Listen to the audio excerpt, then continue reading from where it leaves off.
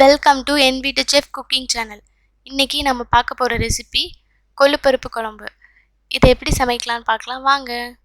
இன்றைக்கி நான் ஒரு மண் சட்டி எடுத்திருக்கேன். கொஞ்சமாக எண்ணெய் விட்டு எண்ணெய் சூடானதும் ஒரு ஸ்பூன் சீரகம் அந்த எண்ணெயில் பொரிய விட்டுறலாம்.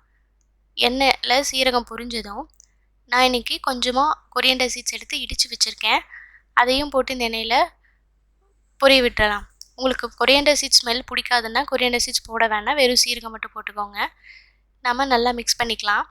இப்போ சீரகமும் இந்த கொரியண்டர் சீட்ஸும் பொரிஞ்சதும் 1/4 டீஸ்பூன் நாம் பெருங்காயத்தூள் போட்டுக்கலாம்.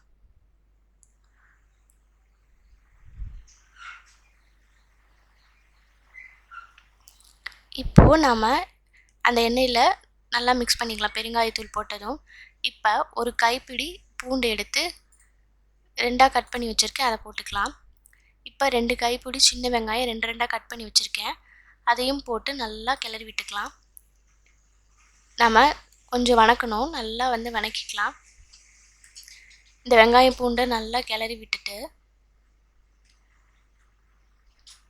கொஞ்சம் கலர் மாறினதும் நாம் இப்போ ஒரு கைப்பிடி கருவேப்பிலை ஃப்ரெஷ்ஷாக கழுவி எடுத்து வச்சுருக்கேன், அதையும் போட்டு நல்லா மிக்ஸ் பண்ணிக்கலாம். இப்போ நல்லா கிளறி விட்டுடலாம். வெங்காயம் பூண்டு கருவேப்பிலை எல்லாத்தையும் போட்டு நல்லா கிளறி விட்டுடலாம். கிளறி விட்டது 2 மீடியம் சைஸ் தக்காளி எடுத்து வச்சுருக்கேன், எடுத்து அரைச்சி வச்சுருக்கேன். இப்போ அதையும் சேர்த்து மிக்ஸ் பண்ணிக்கலாம். நீங்கள் கொள்ளு வேக வைக்கும்போதே நீங்கள் தக்காளி போட்டு வேக வச்சுக்கலாம், அப்படி இல்லைன்னா குட்டி குட்டியாகவும் கட் பண்ணி போட்டுக்கலாம். நான் இன்றைக்கி அரைச்சி போட்டிருக்கேன். ஸோ இதை நல்லா மிக்ஸ் பண்ணதும் நம்ம 2 ஸ்பூன் சாம்பார் பொடி போட்டிருக்கேன். இது ஹோம்மேட் சாம்பார் பொடி.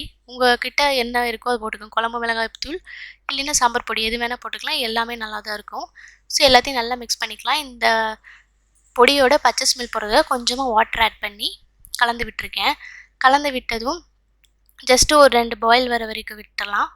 அதுக்கப்புறம் கொஞ்சமாக உப்பு போட்டு மிக்ஸ் பண்ணிக்கலாம். ஸோ எல்லாத்தையும் போட்டு நல்லா கிளறி விட்டுடலாம். கிளறி விட்டுட்டு பார்த்திங்கன்னா தெரியும், நல்லா கொஞ்சம் கொதி வந்துருச்சு.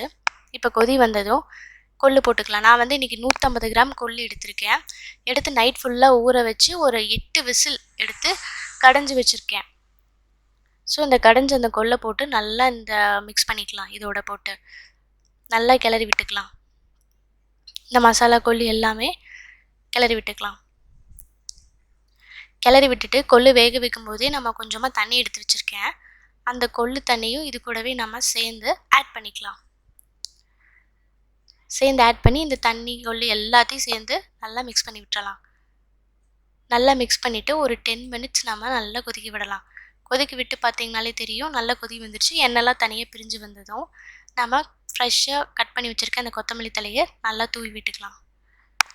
தூவி விட்டுட்டு பார்த்திங்கனாலே தெரியும், சூப்பராக அந்த கொள்ளு குழம்பு நல்லா ரெடி ஆயிடுச்சு. இப்போது இந்த கொத்தமல்லி தலை போட்டதும் நம்ம ஜஸ்ட் ஒரு 2 கிளறிட்டு அடுப்பு ஆஃப் பண்ணிடலாம். இன்றைக்கி நான் மண் சட்டி எடுத்திருக்கேன், அதனால் அந்த சூட்லேயே கொதிச்சிட்ருக்கு. இந்த கொள்ளு குழம்பு ரைஸ்க்கு ரொம்ப சூப்பராக இருக்கும், ரொம்ப ஈஸியாகவும் செஞ்சிடலாம். இதை நீங்கள் ட்ரை பண்ணி பாருங்கள். கண்டிப்பாக ரொம்ப டேஸ்ட்டாகவும் இருக்கும். நீங்கள் மிஸ் பண்ணாமல் இதை ட்ரை பண்ணி பாருங்கள். தேங்க்யூ.